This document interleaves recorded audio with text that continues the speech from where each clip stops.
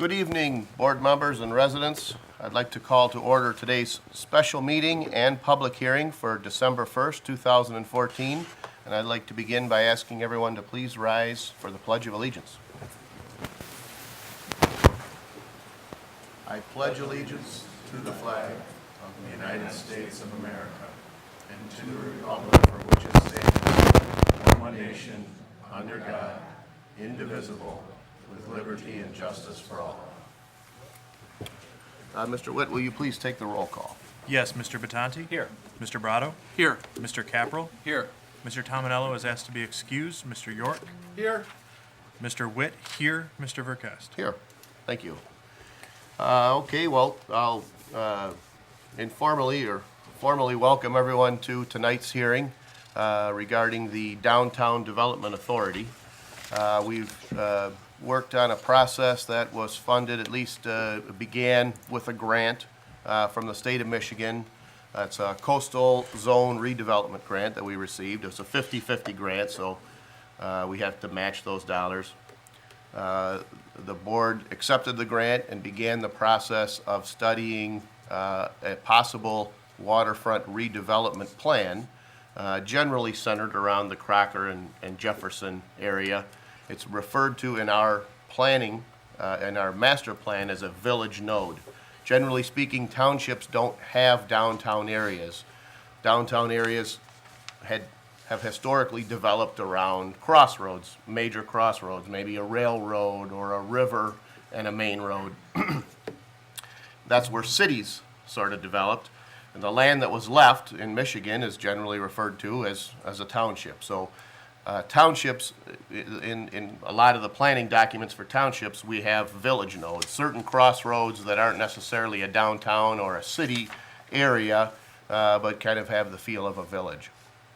So we began that process. We've gone through some public hearings. We've gone through some workshops. And one of the recommendations that was brought forth from the planner was to look into the formation of a downtown development authority. We began that process. We've gone through some notification. One of the steps in establishing a downtown development authority is to hold a public hearing along with a notification process. This board made the decision to move forward with that, and by doing so, the state public act that gives a municipality the ability to establish a downtown development authority requires this public hearing as one of those steps prior to adopting any ordinance that would establish the Downtown Development Authority, or DDA, as you'll probably hear it referred to. One of the steps prior to having tonight's meeting, we had to publish, I believe, 2 separate notices about tonight's meeting. We were required to send a letter to every property owner in the district, in the Downtown Development Authority, in a particular boundary, as well as send certified mail notifying a certified notification of tonight's hearing to every taxing entity, every municipality or government body that has the ability to levy property taxes. So, for example, SMART levies 1 mil of property taxes. The county levies taxes. Several other bodies, I'm sure you know from your property tax bill. They all have the opportunity to opt out of this process.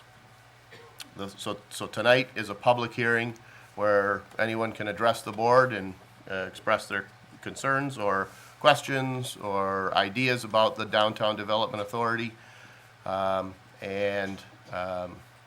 there's a 60-day period after tonight's meeting as a minimum before the board could act to adopt an ordinance to establish the Downtown Development Authority.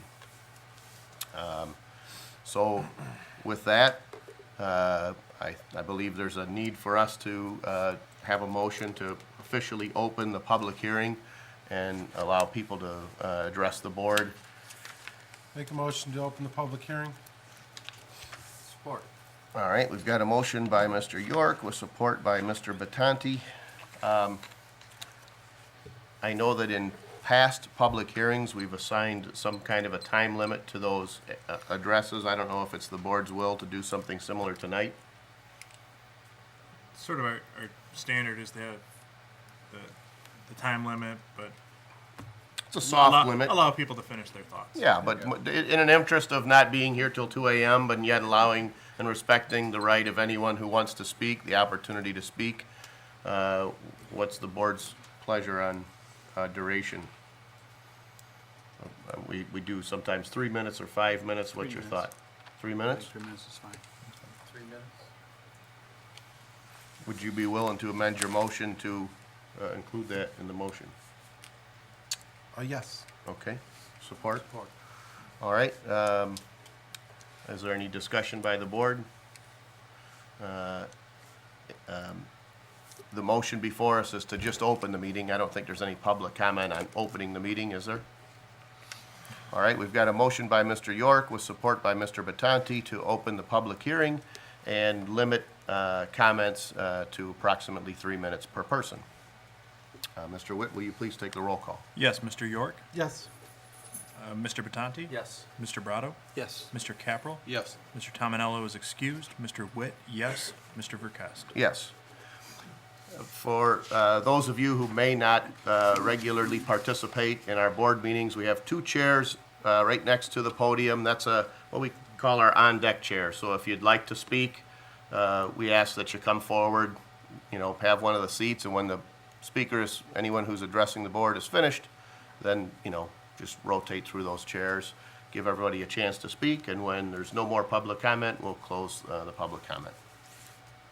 So at this time, we'll open the floor for any public comment that anyone might have about the DDA. Sit first to go to the podium. Oh, no, you can go right up. My name's Tom Hobbs. I live on 36830 Jefferson, little red log cabin. I know this is probably more of a fortune teller, but if this process is approved and starts going forward, what time frame are you looking at? Is it 2 years, Excuse me, 3 sir. years, 4 years, 5 years? Excuse me, sir. I think the mic came on. I didn't touch no. Oh, no. Yeah, it might have been we were moving the podium, we were That's adding all right. seats, so we had to pull it forward there. There you go, Darren, I heard it click. Blue light on, yep. There you go. Okay. I can't hear anyway, so it doesn't matter. Do I have to repeat that? Nope. I think we heard your question was, what's the time frame associated with this Will I process? still be alive? Now, I'll explain, and that's a great question.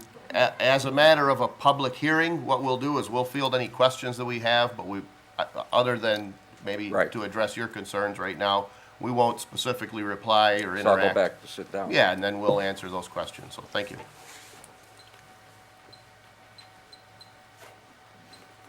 My name is Mike Brooklier, 36784 Jefferson, right across from Tom. My question is, what is a downtown authority? Because we don't understand what's going on, and you can't find anything anywhere, but what is it, and can you explain it to us? Might make sense to address that if the board Maybe a few is at a open time. to that, if Yeah. maybe if the supervisor is willing to go and. You're gonna Is have that a all lot right? to address, Yep. Ken. Yeah. Yep.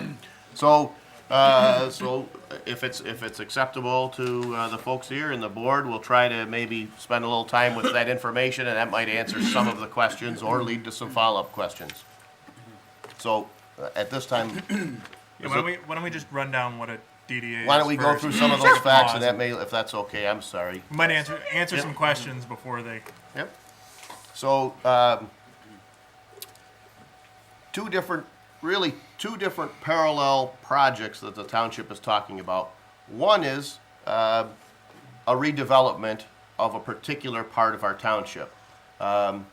We were approached by the county's Planning and Economic Development Department saying that, kind of suggesting to us that the area that we're discussing, this area generally along Jefferson and sort of up Crocker, but primarily the Jefferson area there is waterfront property, and if it were a blank slate and we had the opportunity to develop that with nothing that was existing, would it be what it is today, or is there an opportunity to improve that area, that neighborhood?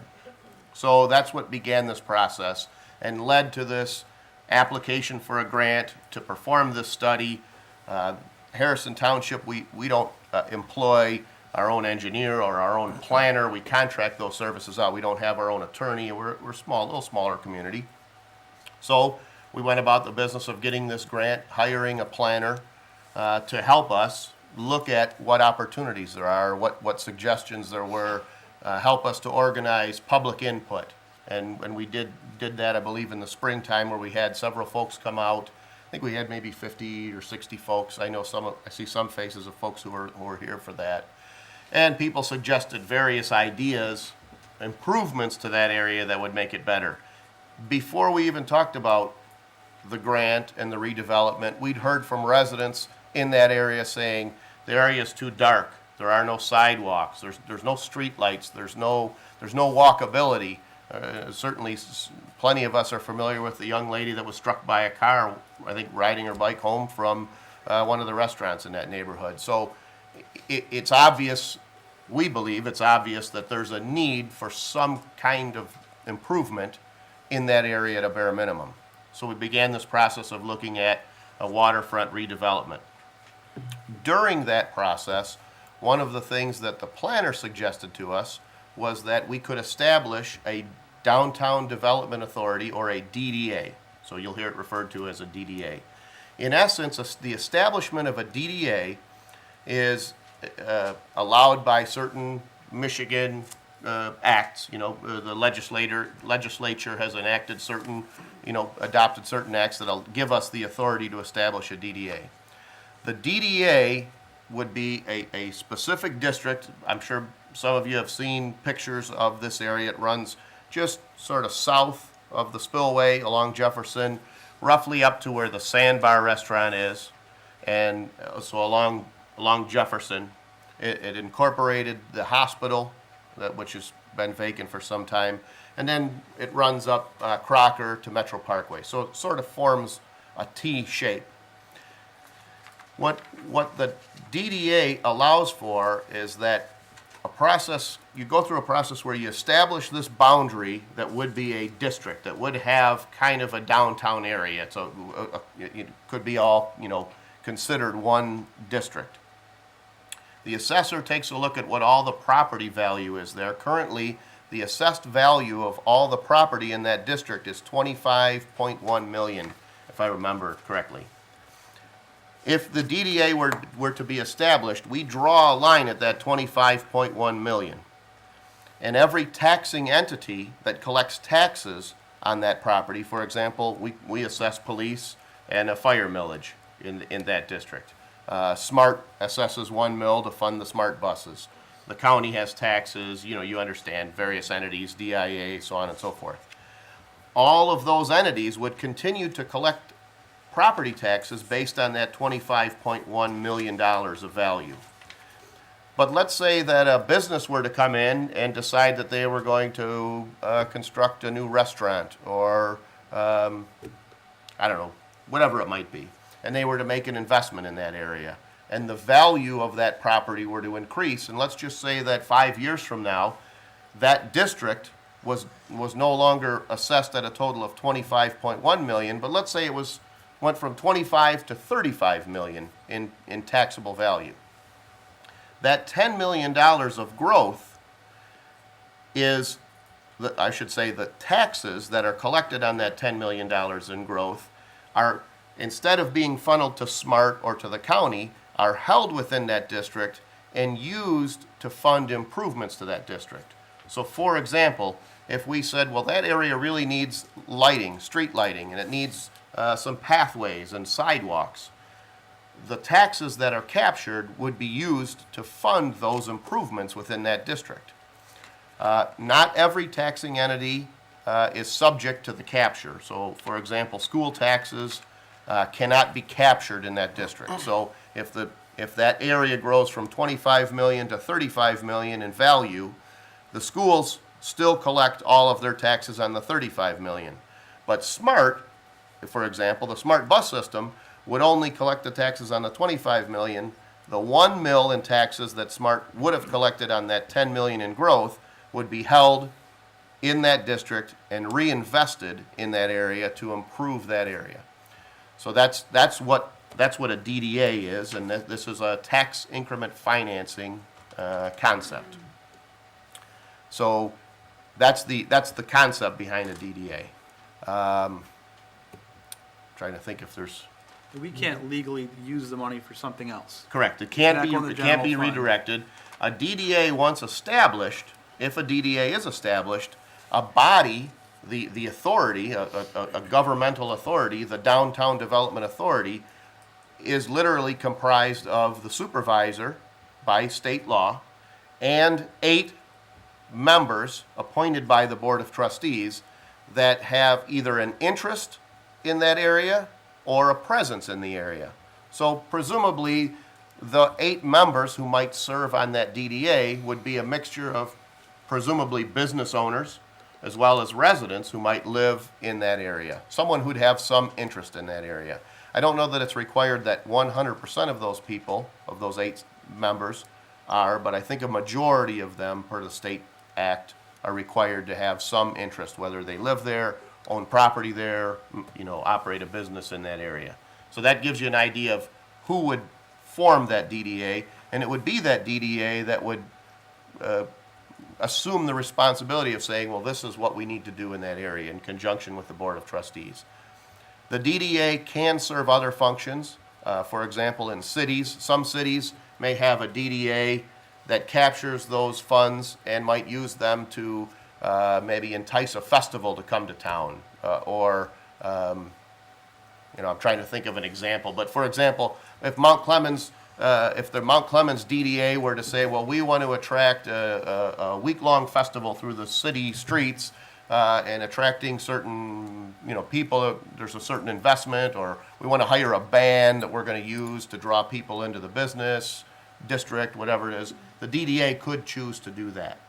I don't know that that's what we perceive that function of the DDA to be in our case. I think our model is different than perhaps what a city model might be, but that gives you an idea of how some communities have used DDA dollars.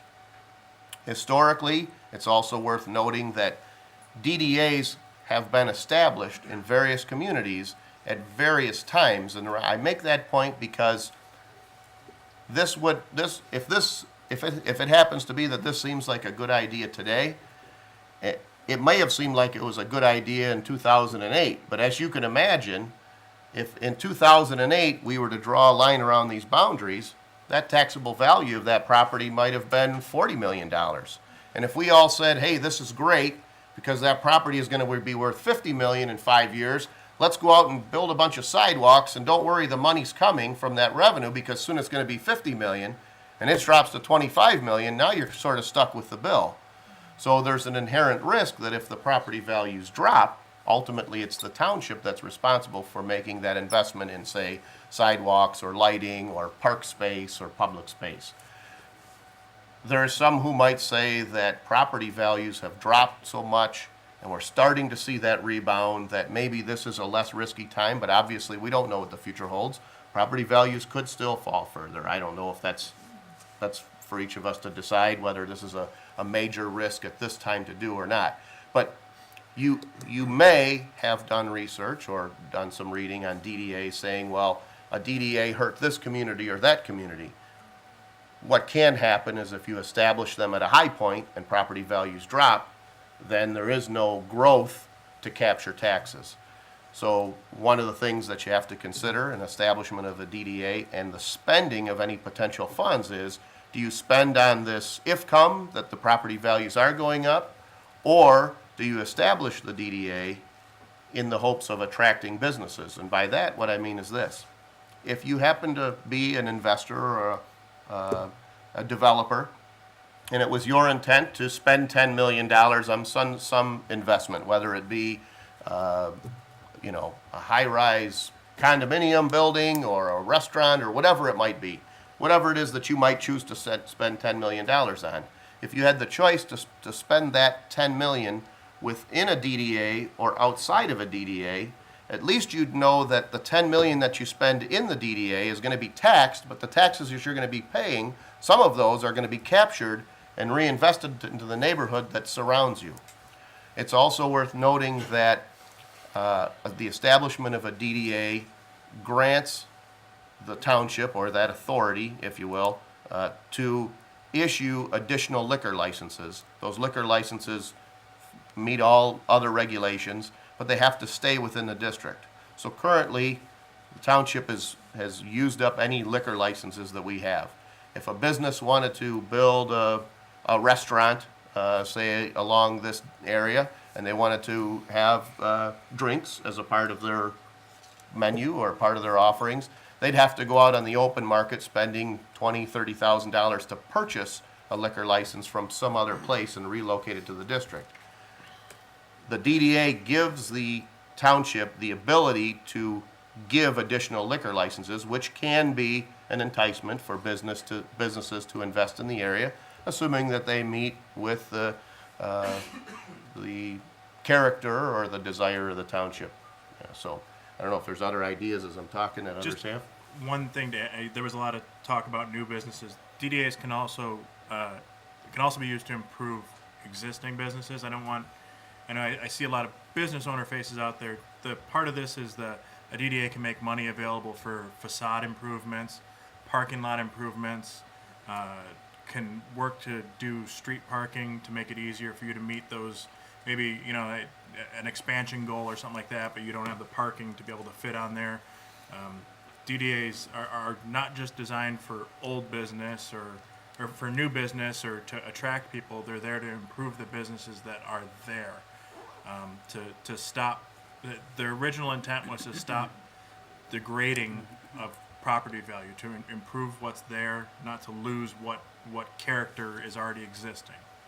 So I don't want anyone to think that we want to close anything or do anything like that. This is designed to help what's there. And then I know there was a question about the timeline for the process. At least in the short term, and I know that we've received this question. Well, what is the township going to do when they purchase all this land? It's not the function of this plan or a DDA for the township to acquire property. It's to stimulate investment and redevelopment, as Mr. Witt mentioned, facade improvement, those kinds of things. What's the timeline? It's really dependent on what investment people make and what interest businesses show, investors show, and current property owners show. As those property values improve and as funds are captured, then funds become available, which have to be spent within that district to improve things. So there's kind of a snowball effect. And it would ultimately be the goal that if a DDA were established, that at some point the area is healthy and growing on its own. And the reason why a taxing entity, say such as SMART, might agree to this is because they're saying in the short term, I'll be capped at the 25 million, but eventually when this place is up and standing on its own, you can abolish the DDA, and now that cap is removed, and now the area is generating taxes based on $50 million, for example, of property value. Obviously, it's hypothetical. But the idea is that the DDA doesn't have to be in place forever, but it's used as a tool to refurbish, to improve, to redevelop the area. So the timeline, someone said, is it in his lifetime? I don't know that I can predict that. Certainly establishing the DDA and encouraging growth is one thing, but ultimately it's dependent on the people who own property in that district and folks who might choose to invest and purchase property in that district and how they might spend those dollars. So it could be very rapid, could be slow. There's only so much waterfront property available.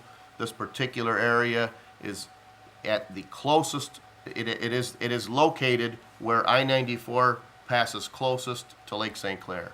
We've been told by folks in the hotel business that there are requests for lodging or hotel sites along the lake. People just assume when they travel from other parts of the country to this area that certainly there'd be a hotel along Lake St. Clair, but there isn't one. So there is an interest. I can't say that some developer's coming along tomorrow to build a hotel, but the point is that we know that there are signs that there is a willingness on the part of developers to invest in parts of our township. don't know if there's any other points or if it's, Didn't we also say there's no pier in Lake St. Clair? yeah, there is no public access pier currently in Lake St. Clair. Through the vision fair that we had, which was the public input where folks give different ideas, there was a lot of references made to Chicago's Navy Pier or some means of walking out, you know, having something that's in the lake or something that protrudes into the lake that gives folks some public access. Right now, I think the majority of people, I'll go so far as to say in southeast Michigan, if you ask them where they experience or see Lake St. Clair, it's at Lake St. Clair Metro Park. That's when they are out in the lake. You walk to the end of that, you look around, you feel like you're protruding into the lake. But there's no private place like that. There's no place, I mean, it's a beautiful spot, Lake St. Clair Metro Park, but currently there's nothing that parallels that Navy Pier type idea where there could be vendors or an opportunity for a walkable area that might be a destination for folks. Any other? Well, I think that was a good explanation, Mr. Supervisor. So I think it's important to realize that the DDA is a means of managing the waterfront redevelopment, right? So your waterfront redevelopment plan, and this DDA is one means of managing it that provides some tax advantages to it. You mentioned the notion of risk, and I think that's important.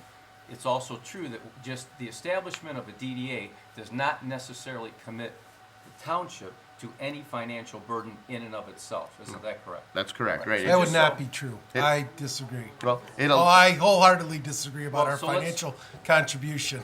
Other board members, I disagree. Well, I'm asking the question, and let's talk about that. What is the financial requirement then? There is no financial requirement as a direct result of creating a downtown development That was my authority. point.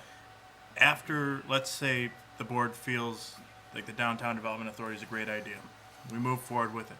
Through the process we would go through the process of appointing a downtown development authority board. That board, at its discretion, can bring back to us a plan for tax increment financing, which is what the supervisor spoke to. At that time, that would come back to the board to be approved. There are some DDAs that operate in the state without tax increment financing.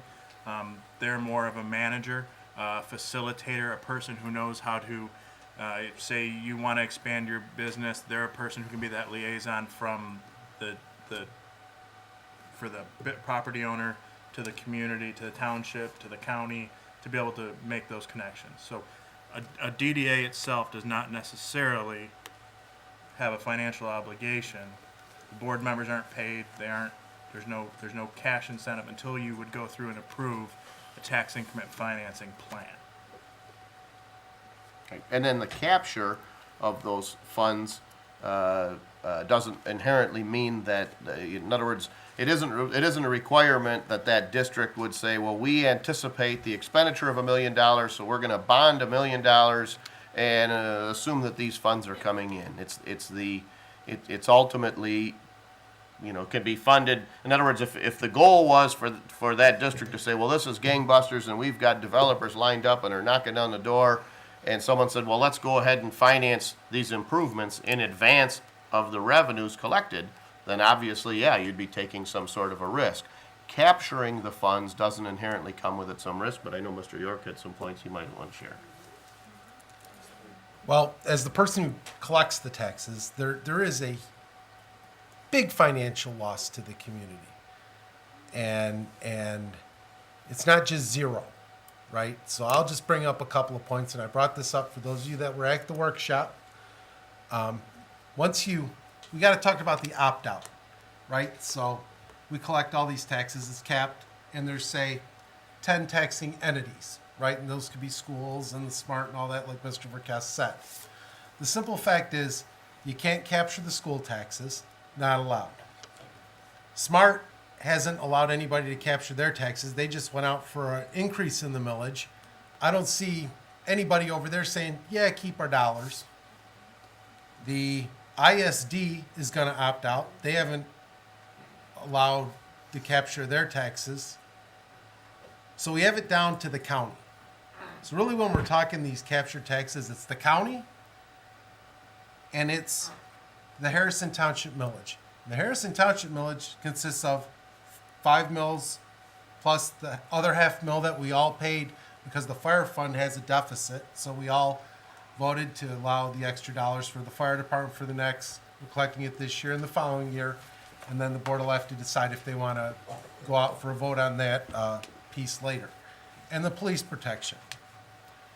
So let's just assume that the county, they're probably going to opt out. And I say that because the little known secret about these DDAs, when you have a long established DDA, you're sitting when the property values went down as a board, people are laying off their firemen, their police, right? City workers, whatever.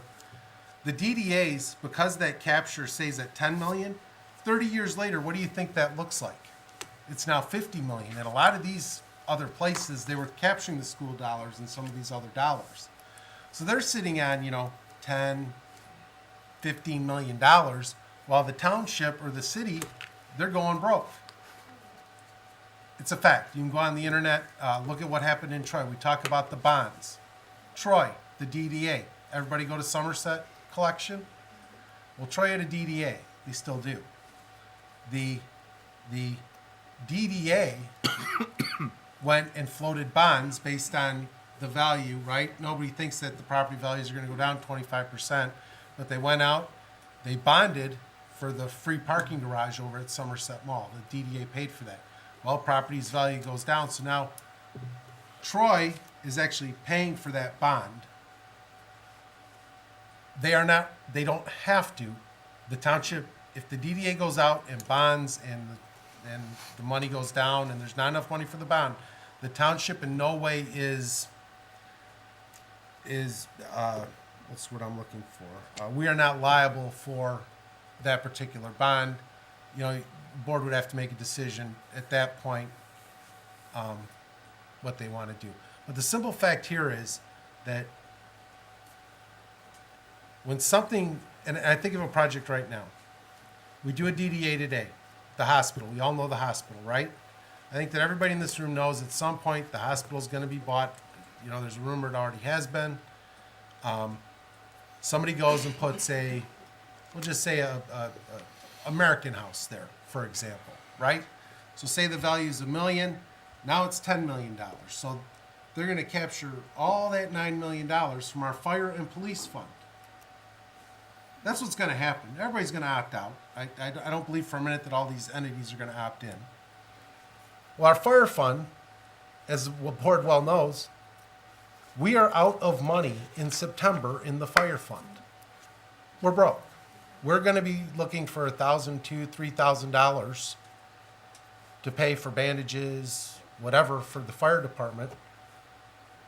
And we're going to look over and we're going to say, why did we do this? Why did we do the DDA and capture the taxes? Now, it might be, you get that fire fund issue all worked out. Maybe then at that point we do a DDA. But right now is not the time to capture our own tax dollars. And if this board wanted to, and I've mentioned this to several of the board members, if lighting's an issue there, we don't need a DDA to do it. Somebody makes a motion. I make a motion to put $30,000 of street lights there. If it's an issue, we can spend that money. Why do I need to have my dollars or the township's, our people's tax dollars captured and then give it to a group of individuals that can spend it on whatever they want? Right? So then moving forward from there, right, the business owners, they might get a new facade. Well, there's some homes in this DDA. I haven't heard anybody say that a homeowner is going to get landscaping or homeowner is going to get anything. It's all about the business owners. And so you got to keep that. I just want to make those points about the DDA and the taxes. And sometimes things don't look as rosy as they might seem on the surface. There are pluses and minuses to this item. And as long as we have that fire deficit and that is looming, I don't see any reason why we should capture any of our tax dollars, especially when we know right now there's going to be a development at that St. John hospital area. And why give up that revenue, to the fire and the police services? All right. I don't know if there's any other comments. I know the ultimate goal is to have a public hearing, but I understood there were some folks with questions. It seemed like we tried to do our best to answer those. And if it's, Have we gotten any opt-out letters from any of the other municipalities? no. No one's opted out yet? Yep, so we can expound on that. The planner had indicated to us that there were two things that he thought we should do. One was proceed with this process.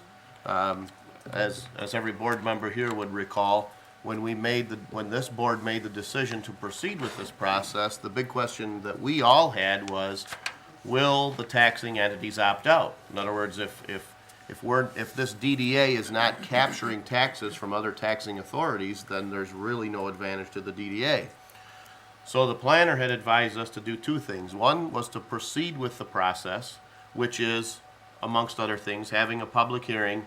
We have to wait 60 days, so January 30th is the end of that. So the soonest the board could act is our February 9th meeting.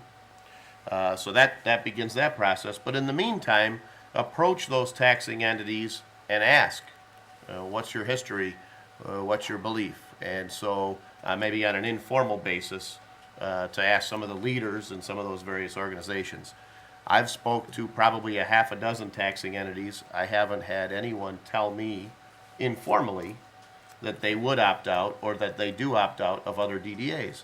But ultimately, for example, in the county's case, it's the Board of Commissioners that have to act.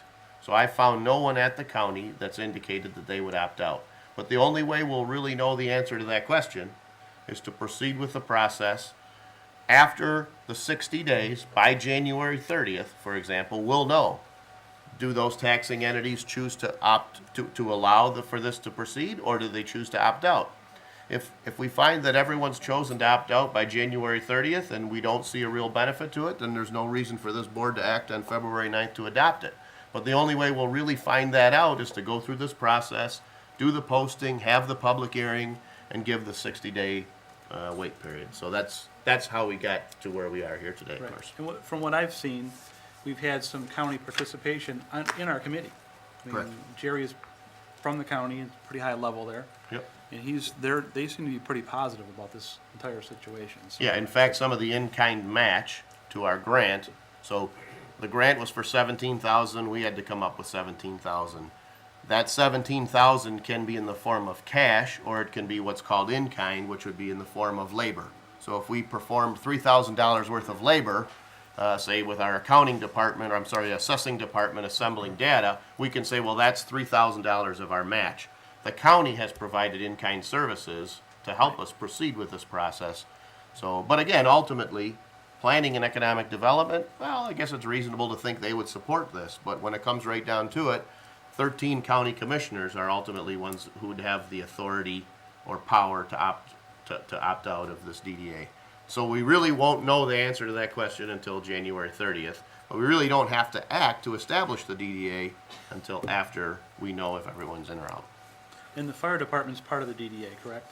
It is, Within it that is. district. Yep, and it's also, funds that are collected by the DDA can be used to fund more than just those things. So for example, if, say, there's a need for additional police patrols, the DDA can fund additional police protection if that's what was needed, or additional services from the fire department. They could say, well, we would like dedicated equipment for this area, so they can spend money on the police and fire services. But ultimately, that's well beyond where we are now, today. because we don't really even know if other entities would choose to opt in or not. So, are there other questions or public? Can we open up the floor then, reopen the floor? Okay, good,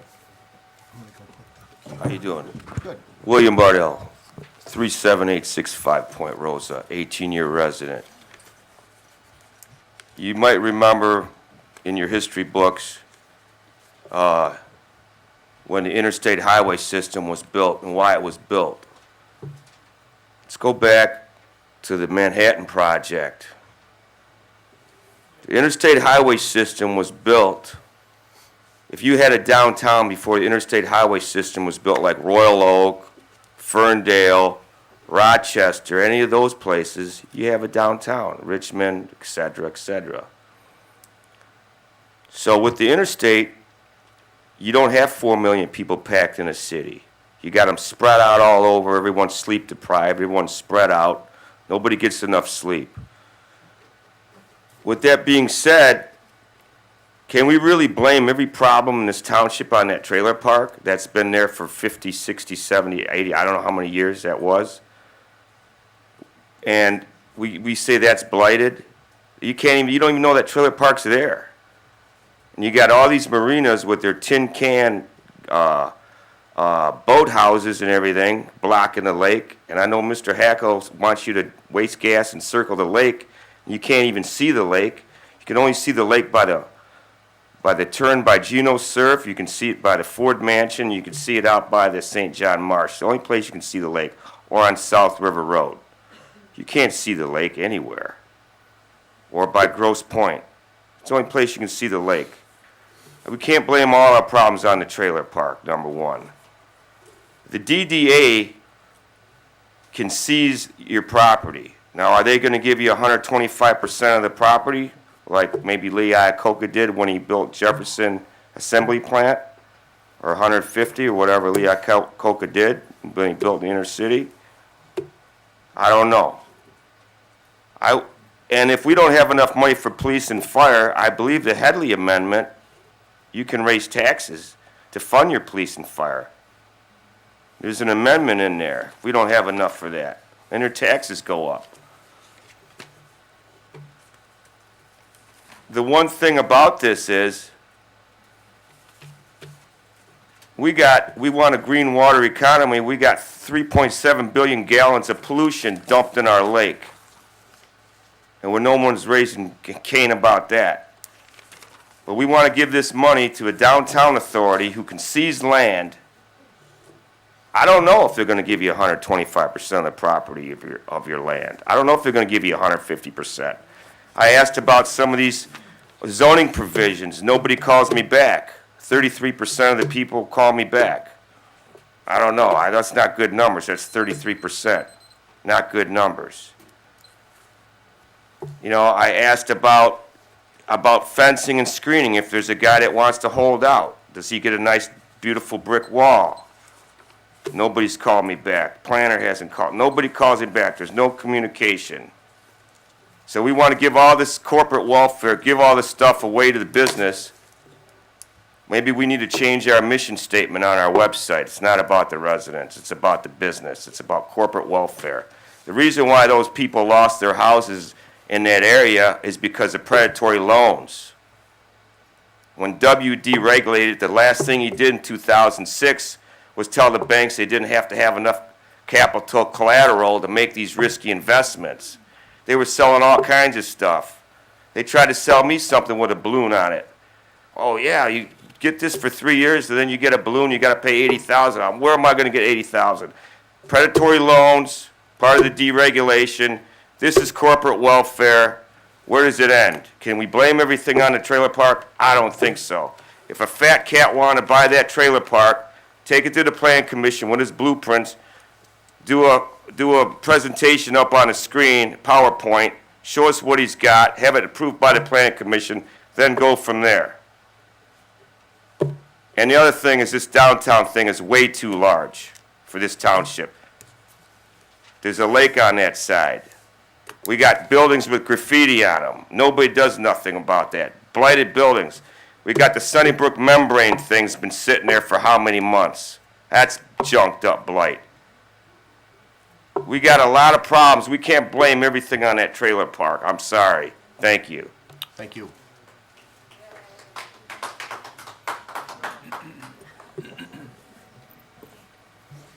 Linda Karcheski, resident.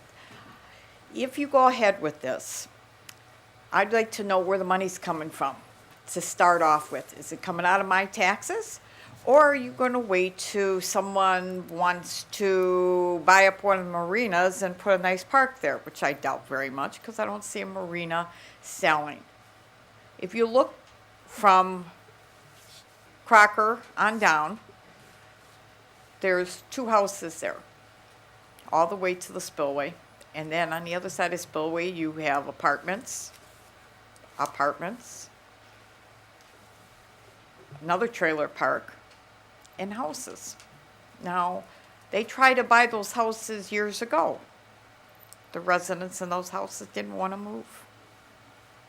So what are you going to do? Go and tell them, we're taking your property.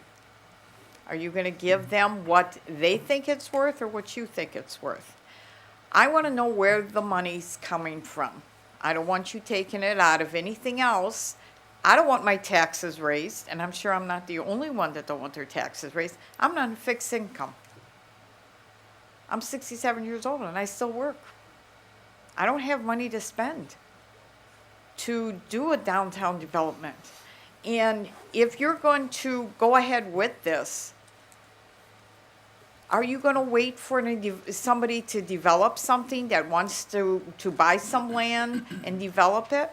You said the hospital, someone over here said the hospital's going to be coming up with it. Why haven't we heard anything about this? I live right there. Don't you think the residents would like to know what's going on with the land around them? We heard it was sold. To who? To what? What are they doing? Have they came before you? Or are they waiting for this downtown development so that they can get more money? Before you spend one more penny, show us some plans. I honestly think there's no place you might be able to put a little boardwalk where?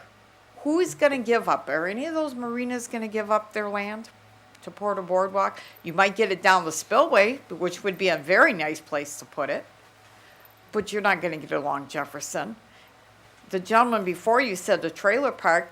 If somebody really looks, that trailer park is not that big to put a hotel there. If you build a hotel, where are they going to park?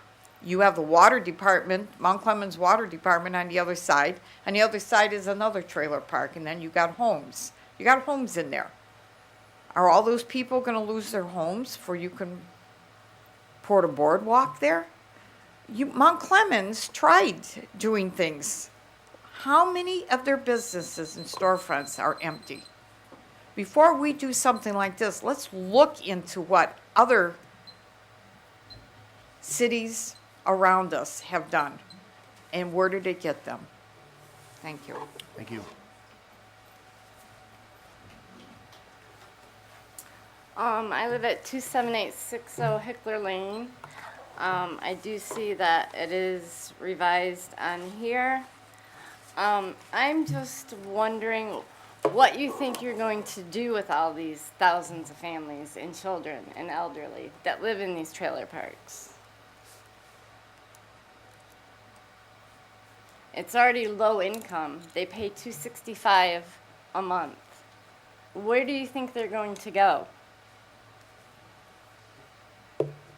And on Hickler Lane, they say on here that it's going to be redone. Well, I have a letter stating from the property owner that Harrison Township has no intent to buy or redevelop 27860 Hickler Lane. So, is she right or are you right? My other question is, all the development that has been done, the condos, throughout the 10 years, all that sludge, all that mud, all that drainage, I think that's why the levels in the lake are so high. I mean, all that just runs right into the lake. And no one's trying to fix that. And I don't think it's a good idea at all. Thank you. Hello, my name is Lisa Graves. My address is 36530, lot number 36, in that trailer park that everybody's talking about. I moved in about a year ago. Moved in under the premise that I was going to go ahead and retire early because I had found a place that was cheap and affordable enough for me to live at. I've worked 30 years. I've had some illness problems that have made me need to retire early. All I can say is that the people of Blue Skies are not property. They're people.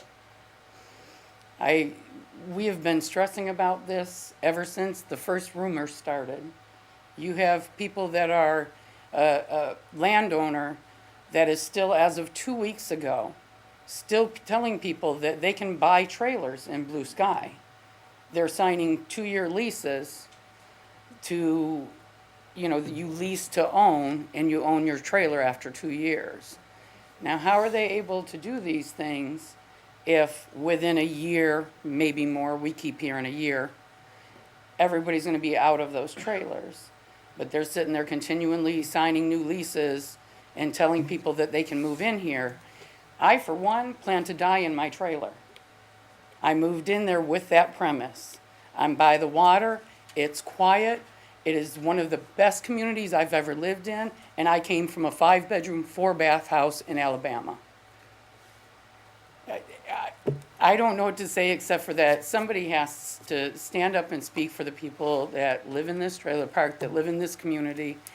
I've seen other cities try to sit there and develop all these downtown areas. To me, to put like a hotel, as we've heard rumored, because we keep hearing all these rumors, nobody tells us anything, especially not the owner of the trailer park. We keep hearing rumors about hotels and stuff like that. I can tell you that at night, that trailer park is totally quiet, except for some of the businesses around the trailer park. Get a hotel in there. For starters, I think it's swampland anyway. I don't even know how they're gonna build on it because we're having a lot of problems structurally underneath where we live. But to put a hotel there and, have just kind of more traffic in that area, to me does not sound like a good idea. And like I said, I'm here just because I love where I live. I'm proud of where I live. It's a nice little quiet community. You got neighbors that come out, and if there's an elderly person that can't mow their lawn, somebody's gonna come by and mow their lawn. So the way that everybody's looking at people that live in a trailer park, to me, is a total misconception on the people that are living there. And we do give business to all the businesses around us. A lot of the people in that trailer park don't even have a car. So they are definitely sponsoring all the businesses around us. That's about all I wanted to say. Thank you. Thank you.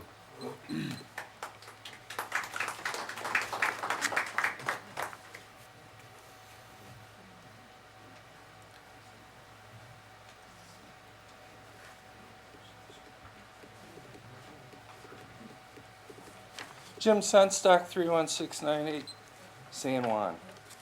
I live on the other side of the township, so theoretically I shouldn't be concerned with this.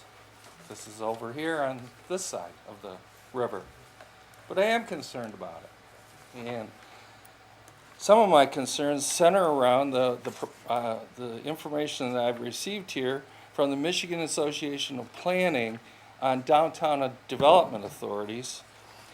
And one of the things it says is the primary purpose of DDA legislation is to halt property value deterioration and increase property tax valuation where possible in the business district of the city.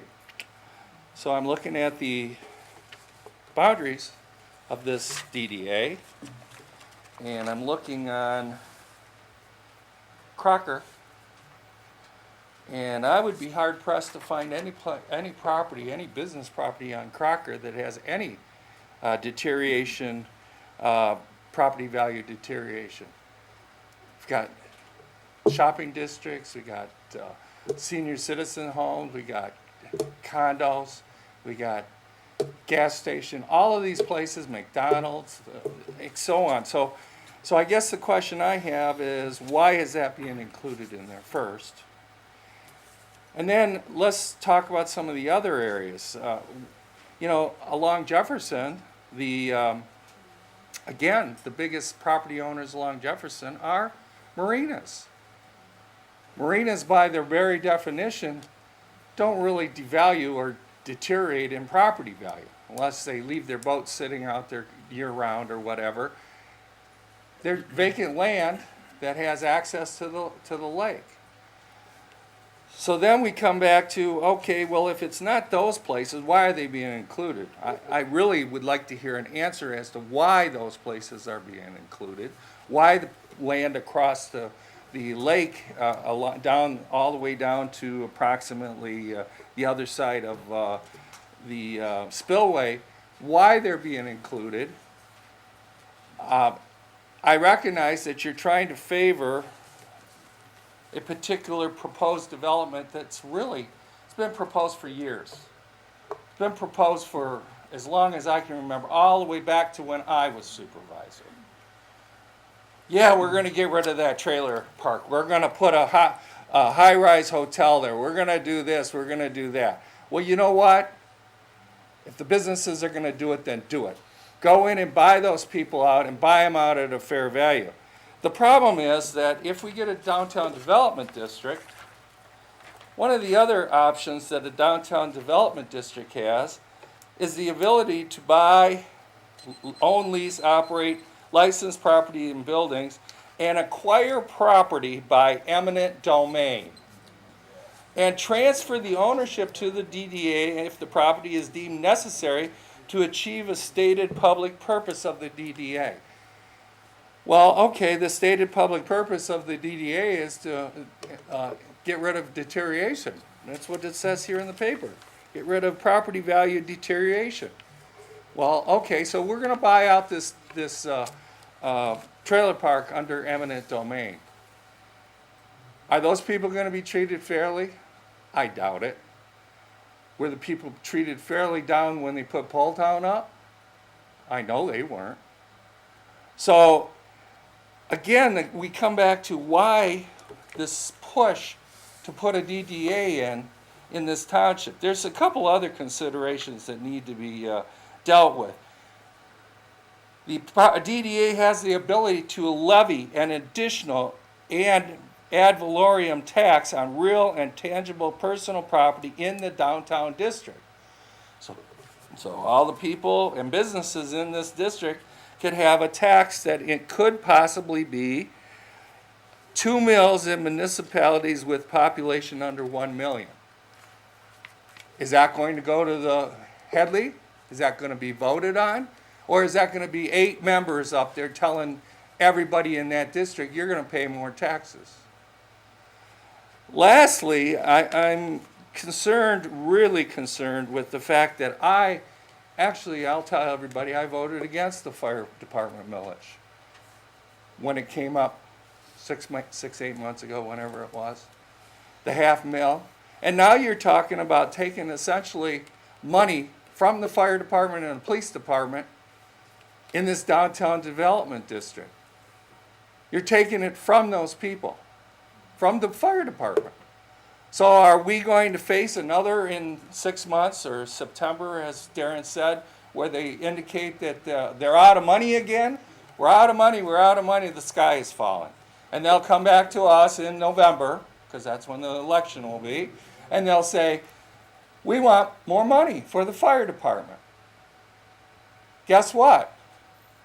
The way I read this, the people in the downtown development district won't pay that. They'll be getting the money for free from the fire department.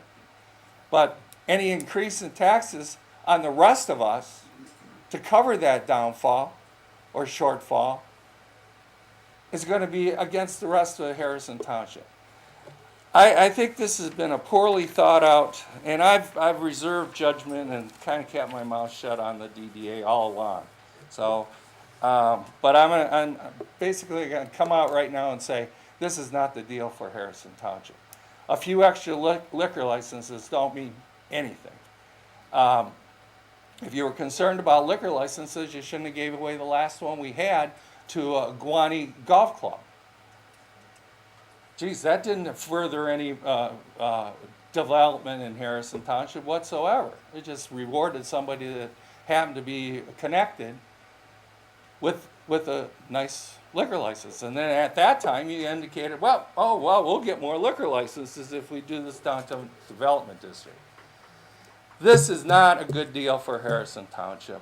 This is not, the people are going to opt out of these other taxing authorities. So the only taxing authorities that are going to be paying the taxes, the increases, is going to be our fire department and our police department. And that's just wrong. Thank you. Thank you.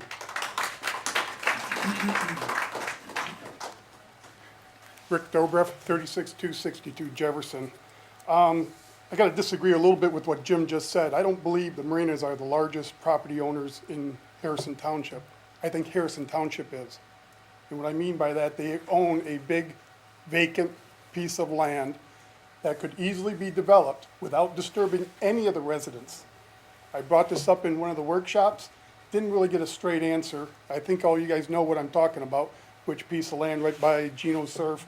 I made a point that could be easily developed. A canal could be cut in there between the apartment building and Geno's, put a bridge in over Jefferson, allow a round lake type of lagoon back there, put a curved hotel in, and that would not disturb any of the residents. You have highway access from 16, access from Jefferson, and you wouldn't be disturbing this, trailer park or whatever. I think it's a good opportunity. You mentioned about taxes that DDAs, win when you lock the value in at that point in time, and anything above that is a benefit to that area. Well, I don't know how much tax Harrison Township pays on that piece of property. I think it's probably close to zero. Anything would be a positive for the city, for that area, that could reinvest the money into that area. So I really think this planning guy has missed the boat, and he should have looked a little bit further than the boundary line that he drew. I talked to him on the phone about it, and it sort of got ignored. I think it needs to be addressed, and I think, it would benefit Harrison Township if you would look at developing that piece of property. Thanks. Thank you. Mr. Bardell, William Bardell. Mr. Bardell, we asked that. Oh, just once? Yeah, just All once, right. I'm sorry. Okay. I guess that means I'm up. Yep. Hi, I've been a little bit late to the party. My name is Lori Almacy. I'm at 26755 Crocker, and I also manage the HEPA apartments across the street at 26700 Crocker. So I have kind of twofold interest in all of this. I have some very simple questions. I didn't know anything about the workshops or anything about this until I got the map in the mail at both of the places. One question is, can you take my property? Which it sounds like people are indicating maybe you can. And I'm talking about my residents there. As a resident, can I only sell to a business if I wish to sell? And how will I be taxed, as a resident or as a business? And those are my questions.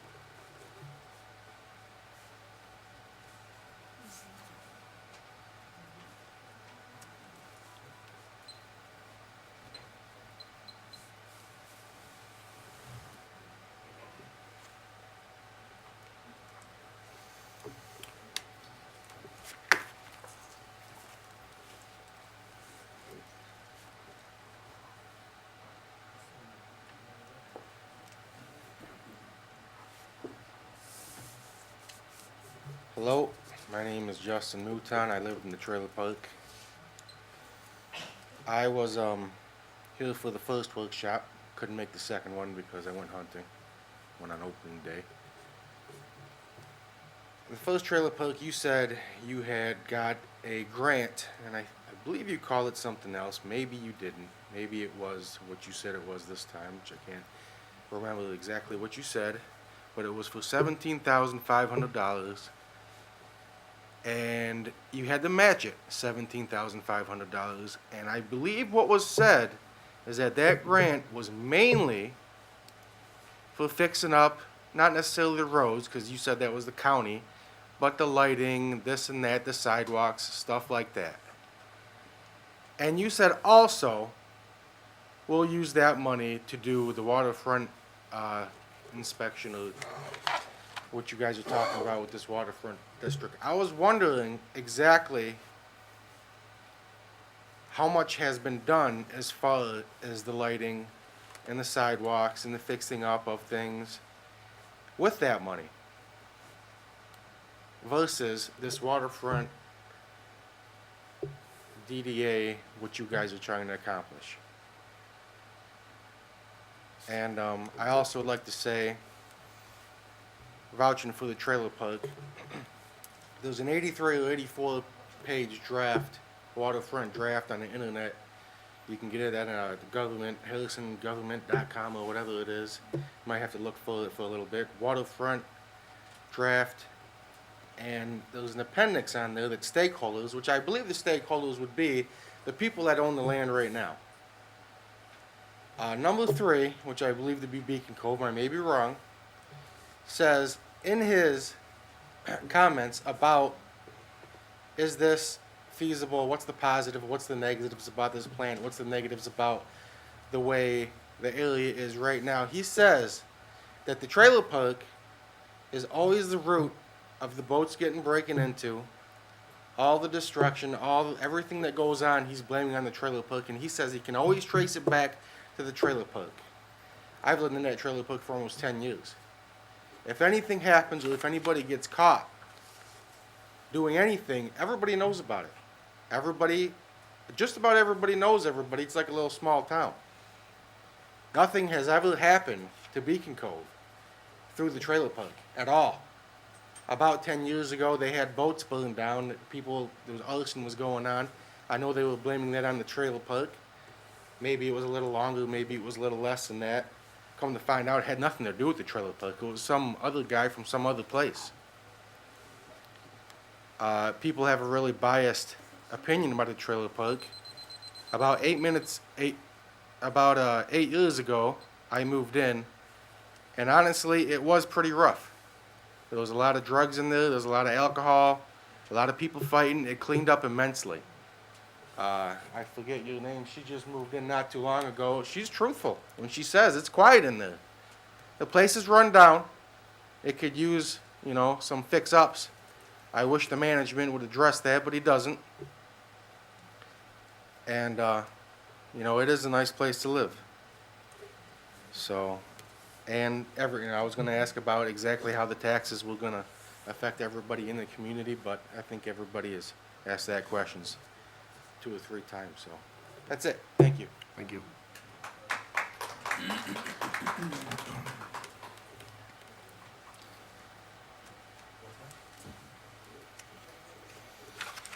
Are there any other public comments?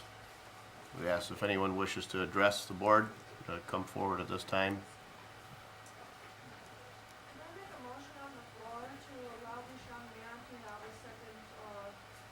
Yeah, I'm sorry, ma'am, no, that's not how it works. I'm sorry. Jay Sorinsky, 37892 Maple Hill. I feel almost out of place, or like I'm in Bizarro world. I want curbs on my streets. I want nice lighting. I want new businesses coming in. I want cool places to visit. I want people from other communities coming here. Has nobody else been to Rochester or Ferndale or these other thriving towns? I live in the township. I want my property value to go up. And I see no better way than a DDA. And what's to say that DDA doesn't help along the way the facade of the trailer park that we're hearing so much about? The DDA doesn't saying there's not a DDA, to say tear it down, maybe we could improve upon the trailer parks as well. I think there's a lot of positives that we're not seeing. We're not seeing bigger picture. We're not seeing full scope. And I think that's all I have to say. Thank you. Thank you.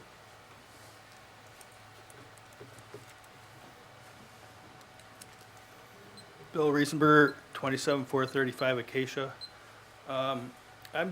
My biggest concern is that whole curve. I live on the curve right there by the sandbar. And it's overtaxed in the summer with cars. You can't even get out of my street on Sunday because of the park. There's just cars constantly on Jefferson there. So to put even more people in there, and you can't walk from my street to Crocker. Say if you were going to drop your car off to get it fixed and you wanted to walk back home safely, you couldn't walk home, and especially at night. It's just out of the picture. Thank you. Thank you.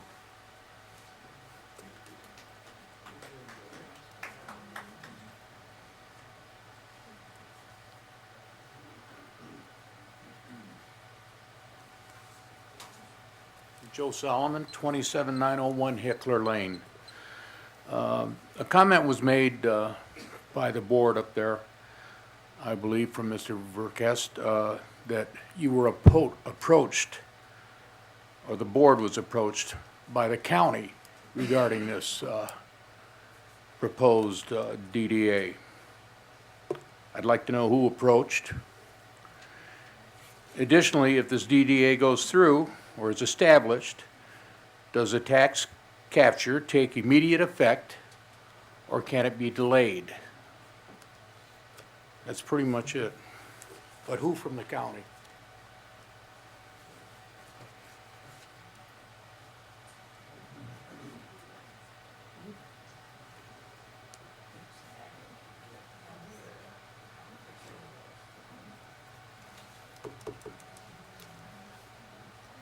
Janet Adamski, resident on Campo Lane.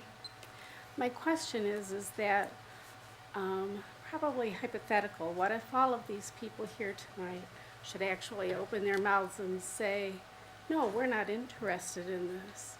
So is this something that could go to the vote of the people, or are you the people that get to pick this? That's my point. Thank you.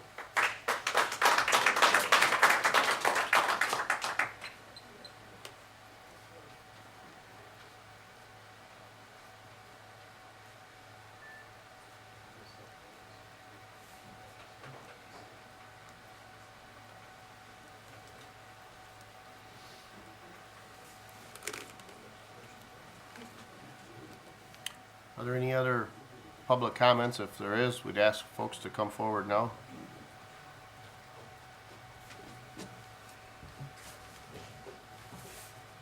Uh-oh. Switch the camera. My name is Cindy Wyatt and I live on Pontchartrain Street. I think it affects more than just these people in these trailer parks. You know, you're talking about making behind my neighbor's house all like commercial. We're gonna have added traffic in the area that we don't need, and like that one gentleman said, you can't even get out with, on the weekend especially, with Metro Beach. It's bad enough already. Township is also gonna have added expenses, because you know, if you put this downtown development in, and you're thinking about bringing new businesses into here, that means that you have more staff that you have to pay, especially in your building department. I don't think they can handle this all by themselves. So who's going to be paying this money? Is this going to come from the DDA, or is this going to come from the township, and are you going to raise our taxes to accommodate that? That's all I have to say.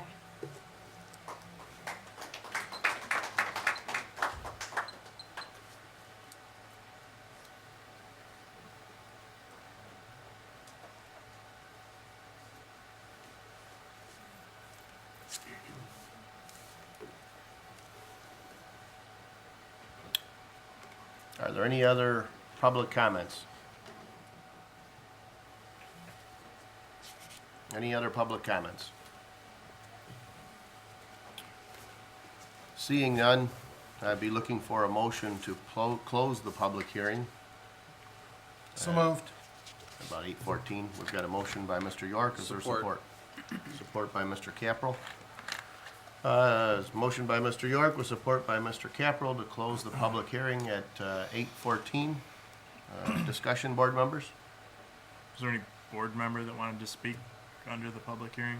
Well, I thought we would respond. Yeah, but I mean, think ultimately. to speak during the public hearing is different. So. Oh, Do wanna, it was quick, that's why I just yeah, wanna make sure. yeah, I suppose if you wanted to answer these questions within the confines of the public hearing, is that what your intent, or? No, I'm just Oh, saying if somebody wanted to speak as a individual, okay, that's all. Darren's quick with his motions sometimes, so. okay. Oh, I'm sorry. No, no that's problem. okay. I just That's wanna make sure no one felt they got trampled on, that's all. Any discussion, board members? Hearing none and seeing no public comment, Mr. Witt, will you please take the roll call? Yes, Mr. York? Yes. Mr. Capral? Yes. Mr. Batanti? Yes. Mr. Brado? Yes. Mr. Tominello is excused. Mr. Witt, yes. Mr. Verkest? Yes. Thank you, Mr. Witt. I'm certain that other board members may have comments or answers. I tried to keep a list of some of the comments or questions, and I'll do the best that I can. I'll try to answer them in the order they came, so bear with me. One of the first questions, comments that was brought up later, can the DDA seize property? The process that we're referring to is eminent domain. And we most typically think of that if, say, a bunch of property owners agree to sell farmland so that they might put a new interstate in, but one particular farm owner chooses not to sell his land, and the state has assembled all of the land they need to build a 20-mile stretch of freeway or expressway, but one section of land, the person's a holdout. There is a process, eminent domain, whereby many governmental entities can exercise the right of eminent domain to acquire that land for the common good of the people. I think it would be hard to argue that the formation of the DDA is primarily for the purpose to seize property. First and foremost, township government is limited government. As it stands, we're not looking to invest in this district in terms of a property owner. The township currently has the right of eminent domain. If it was the township's intent to purchase any parcel of property for whatever reason they might choose, the option of eminent domain exists. It would be a hard argument to make, but the township does not need a DDA to establish the right to eminent domain. There was a comment about the Headley Amendment being able to be used to raise taxes. Actually, Proposal A in 1994 took that away from the Headley Amendment. There's a question about zoning ordinances. It's been discussed at prior meetings and workshops that one of the things that is likely to come if a DDA is established and there is a process to try to encourage investment or development, there is the potential for an overlay zoning district. And this was something that the planner had informed the board and the residents about at prior public hearings.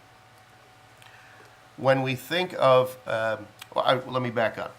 In the township today, if an investor or developer had decided that they would like to construct a restaurant in the township, they'd go about the business of acquiring property, and our zoning ordinance has certain requirements for things like parking. So for example, if you said, well, I'd like to open a restaurant that seats 60 people, the zoning ordinance might require that you have to have a parking spot for every 2 chairs, let's just say. So you need 30 parking spots. And you also need so many handicap spots, and you need some green space, and so on and so forth. What that does is that establishes what we have in the township today. You generally see a parcel of land, a building in the middle, parking that surrounds it. And that's pretty typical for townships. That isn't necessarily the model that you might see in a city, where you might see a cluster of businesses in an area and a public parking area in another part of that district. So in order for something like this to succeed, it's likely that we would look at an overlay zoning ordinance for this that might allow, for example, in lieu of parking on your parcel, you agree to contribute a certain amount of money for another parcel of land to be developed for public parking. So when we think, for example, of going to, I know one resident mentioned some downtown areas in the Tri-County area, we accept the fact that we might park in one area and walk past several businesses to get to our destination business. We don't always necessarily have parking right in front. So the short answer to the question is, are there likely to be zoning changes? If the intent is to make this area look like a downtown area, or to have several businesses that might be concentrated or clustered with some common space, whether it be public space or park space, there would be a need to change our current zoning ordinance. But it wouldn't be for the entire township, it would be within this district. I tried to put a star next to several of the comments. There were several comments made about the trailer park. I'd like to point out first and foremost, no one here at the board has said this is about the trailer park. I know that several residents have sort of prognosticated that that's what this is about. Personally, as much as I know there are other businesses along there are some other businesses that I think are blighted, if you will. I think that what we're talking about is lakefront property, and I know I've traveled to other parts of our state and country, and I've seen other communities do a better job of developing waterfront property. But this isn't about the trailer park. Make sure that everyone understands. The township has no relationship with the residents in that trailer park. The residents in that trailer park have a relationship with the property owner. It is strictly between that property owner and anyone who might choose to buy or sell that property, what they do with that property. We can't make somebody do something with it. As it stands right now, this is not about the trailer park.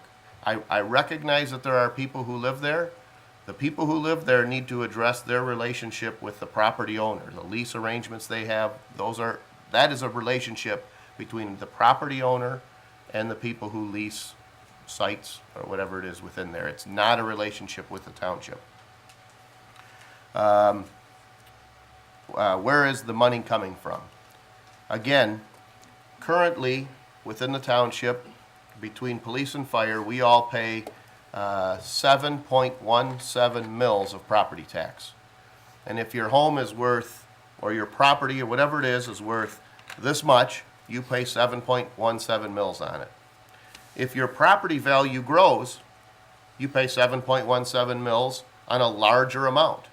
So when we saw property values drop, most of us saw our tax bill reduce after a period of time because the value of our property went down.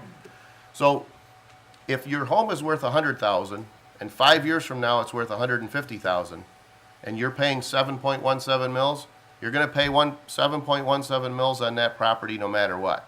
The difference is the growth on that property. The taxes that are assessed on that or collected on that are diverted back into the neighborhood.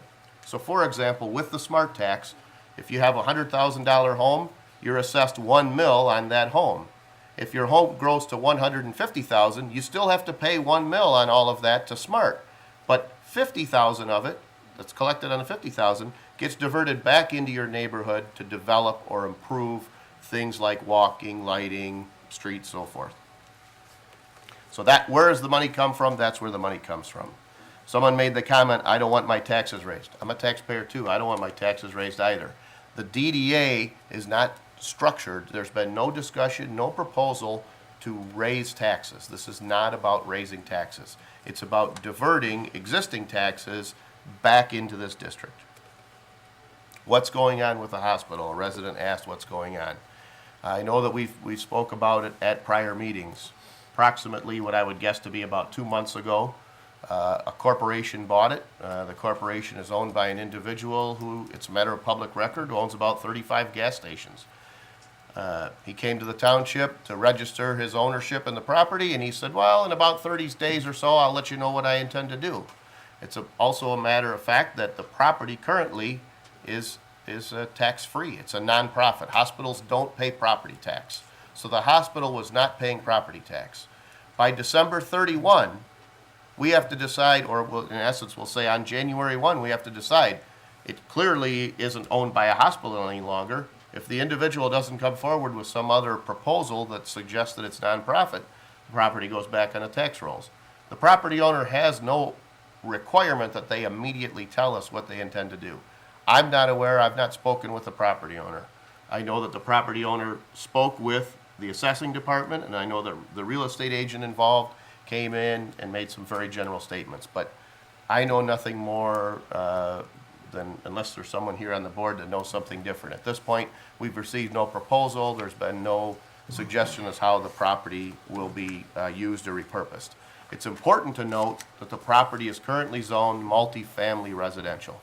It's a non-conforming use currently. When we applied zoning to the hospital was already there. We said, okay, this is residential property back 40 years ago. But we can't make the hospital fold up and move away. If someone wants to reuse that hospital for some other purpose, they've got to get past the fact that it's currently zoned multifamily.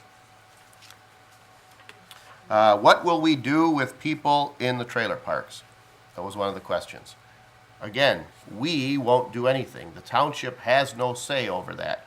So let's say, for example, I'll ask the opposite. It would be, in my opinion, it would be as equally ridiculous as having residents or citizens in the township come forward and say, we want the township to pass a law that says the trailer park must stay there. Well, that's not mine to say. There's a fellow who owns that property, and it's him to decide what he does with that property. And his relationship with his tenants is his relationship. But I cannot go to that property owner, or this board can't go to that property owner and say, you must keep it a trailer park, any more than we can say, you must end its use as a trailer park. That's not the function of local government, it's not the function of this DDA. That's a completely different relationship. I can't say that I know offhand what the property last sold for, I've got a recollection, but the point is if somebody came in right now and offered him 10 times the amount that he paid for it and said, I want to do X with the property, my guess is he's going to sell it. But I don't have control over that. That's between the property owner and someone who wants to buy it. I don't control that, and frankly, I don't want to live in a country where I get to say what people can do with their property. Water quality, who's fixing that? That's a great point. Some of the proposals that came out in some of our workshops was to actually work on using some of the DDA money to improve the water quality. Right now, there's been a lot of discussion through these public workshops that when Beacon Cove was extended into the lake, it changed the flow of some of the water. We had heard from some residents that were on Pontchartrain and some of those streets that might be sort of north of Beacon Cove. We've heard from some residents there that say, you know, since Beacon Cove went in, the flow of water along our area has changed drastically. If in conjunction with that property there was a pier, perhaps there's an investment that can be made. One of the proposals one of the engineers put out was some sort of a bubbling type device or some mechanical means of keeping the water flowing in that area, so as opposed to having that base lie stagnant, you know, through a mechanical means, force circulation to improve the water quality in that area. But currently, we don't have, the township collects 0 property taxes for general function. We collect property taxes for police and for fire. But there is no property tax that any resident in Harrison Township pays to the township for sidewalks or for any other function. Strictly police and fire, that's all we collect. So if we said, well, hey, maybe we should improve water quality in that area, there's no bucket of money that we currently have to try to do that. We're trying to create that bucket of money. 2-year leases, how can they do it? Again, that goes back to a relationship between the folks who lease trailers and the fellow that owns the property that they lie on. One question was asked, why include Crocker? We've seen that Crocker in the last 20 years has definitely become much more commercialized. I was just talking to a resident who lives in this district last week. I didn't recall this, and I've lived in the township my whole life, but he remembers a horse farm there along Crocker and Jefferson. I don't recall the horse farm, but the point is that Harrison Township is definitely developing. It's mostly developed, but Crocker, there was a time when Crocker was much more of a neighborhood than it is today. There was much less commercial development. Why was it established? Well, we believe that trend is going to continue, and we want to potentially capture that growth. But including it doesn't mean that anybody has to sell their property. We'll get to that question in a minute. I heard it said that marinas do not deteriorate in value. Well, I beg to differ because we've spent a substantial amount of time and money going to the Michigan Tax Tribunal with marinas, having them say, your evaluation of my property is way too high, and have the tax tribunal say, they're right, you need to lower the value of their property and in the process lower their taxes. We have definitely seen the value of marinas come down with this economic downturn that we've experienced. Acquiring property through eminent domain, I think I addressed that. We currently have that right. I can't think of a time that we've done that. I'm not aware of any time that the township has done that, but we don't need a DDA to establish the right for eminent domain. DDA can levy taxes. Township can levy taxes. Again, we don't need to establish a DDA to levy taxes. One of the suggestions was to develop the 170-acre parcel. That's a whole separate subject. The fact is that there's some very limited opportunity for development on that parcel because the vast majority of it is wetlands. I think when the township purchased that land, they purchased it with an eye toward preserving some land in the township. I was not on the board when that was done, but I'm not sure about the feasibility of that. But it was one of the things. Yep. We probably should mention too that we applied for a grant for that property to add some further paths. develop it into more of a park. Correct. So that would be very much the opposite of what we're talking about doing here. We want to continue to preserve that land. And one of the reasons we decided to develop that land into more of a park atmosphere was because we had the opportunity, and it looks like we have a pretty good opportunity to get a grant for that land. So besides that, that's not even part of, it's out of this district. Sure, And but it's- the suggestion was, as opposed to looking in this district, why not look to the vacant land?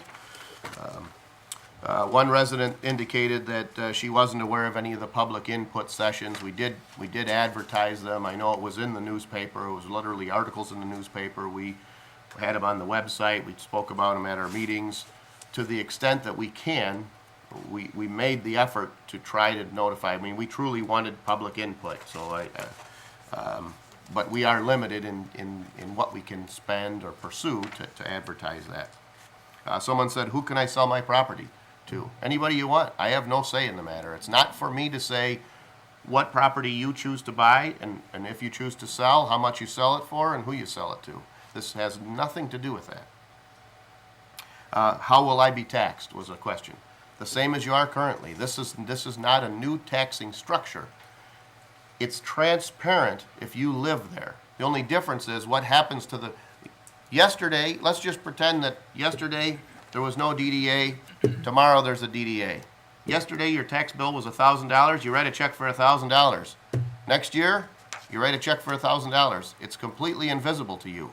The only difference is the year after that, when your tax bill grows to $1,100, that $100 stays in your neighborhood, and the $1,000 that you would have normally written when your property value was stagnant still goes to everybody the way they would have received it.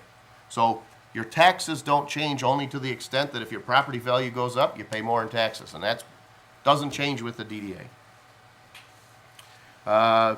One resident had indicated that the grant was for $17,500. In fact, it was for $17,000, not a major difference. Mainly for fixing up lighting and sidewalks, and that is incorrect. The grant is a coastal zone management grant, and it cannot be used for physical improvements. It's designed to be used for the studies that we're talking about, and we specifically wrote that in.